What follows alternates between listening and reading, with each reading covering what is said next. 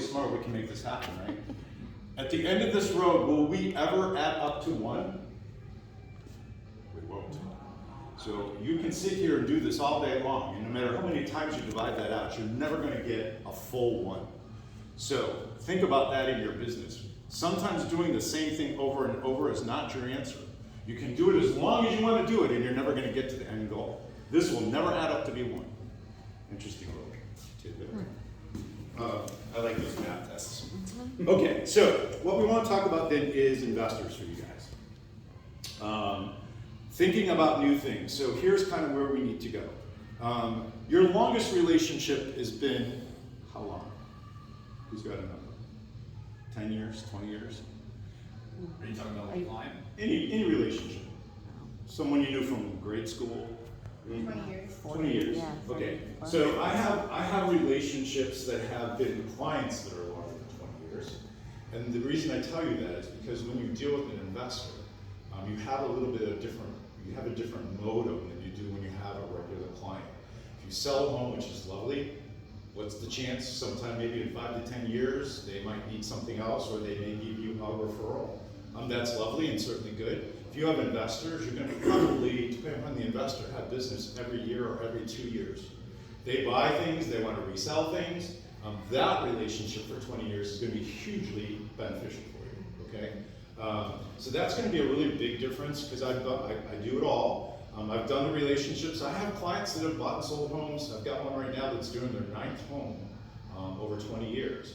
So that's not bad, I'm happy about it, but if I had an investor in that same time frame, they've probably done 30 transactions. So there is a big difference in how you can actually grow your business by just kind of stepping out a little bit, okay? So here's the most important thing, I guess, then. Investors, who are they? Who are they? Where do you get them? I'm going to tell you, you've all come across them. You may not notice it. You may not be paying attention to it, so we're going to open your minds a little bit. The first big investor is going to be big corporate people, Blackstone. You can't really, probably not going to be involved in it, let's be honest. They're going to be really big, Trixie. They're going to be really big, big groups of people, big investments. They go in, they buy 30, 40 homes. That's a big group of investors. You're probably not going to touch that too much. If you do, let me know. But they're out there going to suck stuff up. If you had the beautiful benefit of being in 2008, 9, and 10, when we created a thing called short sales, the frustration a lot of times was our individual investors would lose out because they'd buy like 30 homes off the market and you couldn't compete with that. So that's one big group out there. Another group is going to be sort of the smaller clients that we have that have some knowledge. Those are going to be in your purview. They're going to be people who have a duplex or they rented an apartment or they have an Airbnb over on the coast. The beauty of that is potentially that's a really good client for you because they're potentially new and they don't have all the knowledge they need. 17 years at Disney, let me tell you that experience, because I was buying and selling when I was there, what those people tend to need is the information you should get because you operate every day. They can't get that information. You can go on to Google, let's talk about this for 1 second. You can go on to Google and you can get all kinds of information. I think we all know we're in a world now where half of that's real, half of it's fake. And I always say that the guy down the street sees you have your house up for sale and he comes up and goes, I sold mine for $600,000, and why are you only asking $5? Fake news. So it's really important that those investors who might have a little bit of knowledge can turn to you. If you have more than they do, they're going to kind of grab onto you. So one of the things we're going to do today is help you sort of do some of that, okay? There are some basic questions and basic things that you can be asking and you can help them with. Some of them don't even know like whether they need to form an LLC, they don't know how to get insured. We're going to help you with some of those questions today. The one that you're also probably not paying attention to right now is when we get to financing, Chris is going to help you out a little bit. But here's another one that you're probably not paying attention to, and that is, Jim and Joe just bought a house, they paid $800,000 for it. You know, because you're the realtor, that they just barely qualified for that loan. And you're like, great, and they're like, boy, someday we want to, buy this or we want to buy that, and you're thinking, wow, they just did $800,000. Commercial loans are different. Commercial loans are potentially still going to be open to them. So like if Joe's a doctor, he's thinking about buying an office. You've seen him buy his house, and you're like, he just barely got the credit he needed for the house. That does not necessarily carry for his office. So I want you to kind of constantly think a little bit about what's out there, think a little bit out of the box. Investors are all around you because you're in that business. Now you will, if you start doing this, you'll get these lovely texts like I do every day. Do you sell property in Central Florida? Well, I'm looking for this. Have you gotten those? Okay. So, let me tell you experience-wise, probably 1 out of 50 of those might be something. But if you want to take that on, please do so in the same way you do a residential. And that would be, number one, what do they have to offer for money? Are they qualified? If not, do they need to get qualified? I think a lot of those texts are people. Yeah. Are you saying you should respond to them? I think you should try it, yes. Okay, because they come up under spam. I get some once in a while that are real people. Yeah? Okay. There are classes out there that are teaching people how to like try and get pocket listings. Okay, so let's be honest. If you have some great deal, you probably have a client that you're going to offer that to. You're not going to offer it to the guy that just sent you a text. So I think it's a little ridiculous that they try that, but I guess somebody must pick it up. Some of those people that send those things really are investment groups. And they're looking for mass amounts and they don't really care where it is. We're working with a couple people right now that literally, we've done some work for them already. And so now they send a text and say, these are the 2 or 3 I'm looking at, which one would you choose? Some of that comes from those random people. So if you're really busy, don't waste your time. But if you have some time and you want to start getting into it, start doing it. The most you're going to get some information. Who are they? Where are they coming from? If they're an investment group, maybe you can get involved with that group. That can really help you, so that's interesting. Do you get a lot of them?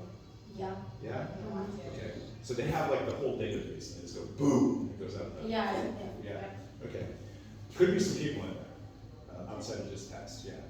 And we'll help you kind of go through that. But again, even with residential, and I think you already know this, that when you get a potential client, before you spend any time, you need to know, can they buy anything? Otherwise, you're wasting your time. Okay?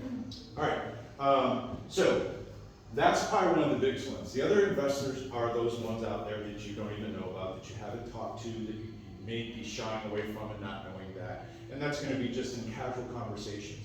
What we really want to do is really twofold. One, give you a new avenue. But I'm also going to say that because we've learned in our business working with these folks, and now we have a property management group, we've done everything we can to supply services for our clients. And the reason that we do that, one is because I'm about that. I think we should need to serve our clients as best we can. But the other deal about that is your sphere of influence. If you go to a listing appointment, and they have any other need than just listing that house, a lot of people have to just kind of step away. Sherry works with us in property management, so here's the same sort of thing. If someone's going to sell a house, they can't sell it, and you have no other options, you're kind of stepping away. If you step away from your sphere at any point, wherever they might get picked up, you may not get them back. So try not to turn away the idea of investments. Again, you can do some qualifications with them, but you're going to come across them, even if it's people just buying a house. I think if you represent yourself in the fact that you can do residential and you can help them with that stuff, and you can help them because you have people here that can help you, okay? I've been doing this 30 years, I don't know it all. I get new things every day practically that surprise me. But if you have some help, if you have someone that you can call and ask the questions of, I'm certainly willing to do that. I'm with RE/MAX 200, and I probably have 5 agents in our office that call me before their investors buy.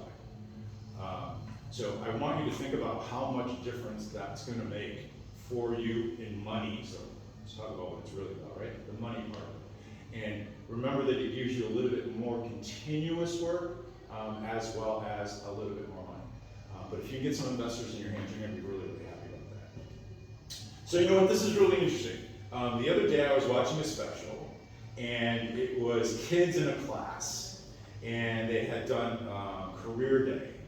Doctors, lawyers, right? And so the teacher said, I'm just getting you out of the boxes. The teacher said to this one little girl in the front row, what would you like to be when you grow up? And you know what she said? Happy. So that's an amazing comment from a child, because they are totally thinking out of the box. So I say I really impress on you to do the same thing. Investors are everywhere in Central Florida. You're going to run into some crazies, but there's some really good some people out there. I'll tell you this, one of my doctor's appointments, the doctor went, what do you do? And suddenly the doctor's like, well, you know what, I need to do this, I need to get some rental property, or I need to get, there you go. I think if you don't work in that industry, you don't think to mention it. But those are continuous clients. We have one right now that's not only buying property from him, but now he's getting some stuff for his ex-wife. What is that all about? He doesn't have to pay alimony anymore. You pick together your business plan and say, I'm gonna get a doctor, and then I'm gonna get business for his ex-wife. You go, that ain't gonna happen. But it does. So I wanna say, here's some things that you also need to know. When you're dealing with an investor, like I said before, you're in this market all the time. Here are things you still don't know even though you're in the market. You don't know the accounting, you don't know the legal aspects, you don't know a lot of things that they do need to know. It can be very complicated for them, so you do need those resources. So again, let's open your doors to those resources. What are the loan programs? What is the benefit of being in an LLC? Can you do insurance, Greg? Can you do insurance globally? I don't know how many people know, but if you have an LLC and has multiple properties, there are insurance programs that can insure the LLC. So I know you don't do that in your line of work because you insure each home as you sell it, right? But there are other options out there. So there's a lot of things your investors need to know, most of which they don't. If you have some of that knowledge, you're going to get a hold of it, because once they know you know it, they're going to stick with you. So I really encourage you to go through that stuff. We have accountants, CPAs in order to do our business, and lawyers. We always ask those questions. My business, how I do it, if I have a client that comes up to me and says, hey, should I have an LLC? As an investor, here's the hard part. Tenants, commercial or residential, tend to want to know who their owners are. And so if your owner has a $2 million house in Windermere, they're like, oh, right? So insurance is very, very important in how it's covered.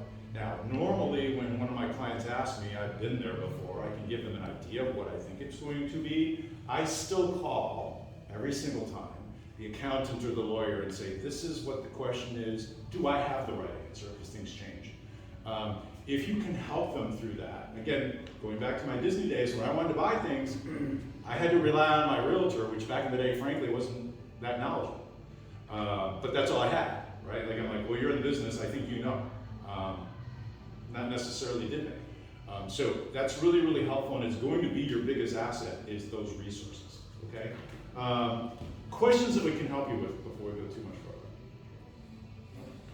Wow, answered every question you had, man. It's amazing. It's amazing, I did all that in one page. Okay, here's another thing that people will see a lot of, and I want to let you know ahead, because as you're looking for things for your clients, there's a little simple problem with any of it, and that is how much money am I making? If it's an investor, that's really the key. I have investors that have never even been in the United States, they don't ever even see the property. As long as they get the return, they're happy campers, right? So what does that mean? So let me give you this real quickly. Copy's not great, but just